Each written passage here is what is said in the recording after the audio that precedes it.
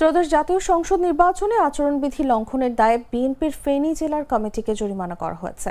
সোমবার দুপুরে ফেনী জেলা প্রশাসনের সহকারী কমিশনার ও নির্বাহী ম্যাজিস্ট্রেট আরডিসি মোহাম্মদ মনিরুজ্জামান এই জরিমানা করেন।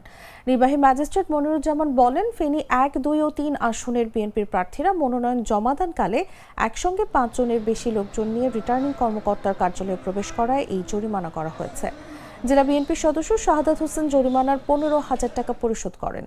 তিনি আরো বলেন, আচরণবিধির বিষয়ে সব দলকে সতর্ক করা হয়েছে। আচরণবিধি লঙ্ঘিত হলে আইন অনুযায়ী ব্যবস্থা নেওয়া হবে।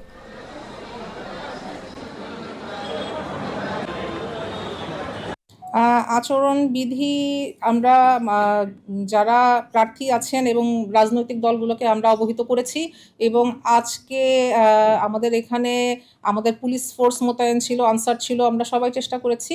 তারপরেও এখানে যে সংখ্যায় আসার তার থেকে বেশি হয়েছে এবং আমরা এই জন্য মোবাইল কোর্টের মাধ্যমে আমরা একটা আইনগত ব্যবস্থা আমরা গ্রহণ করেছি।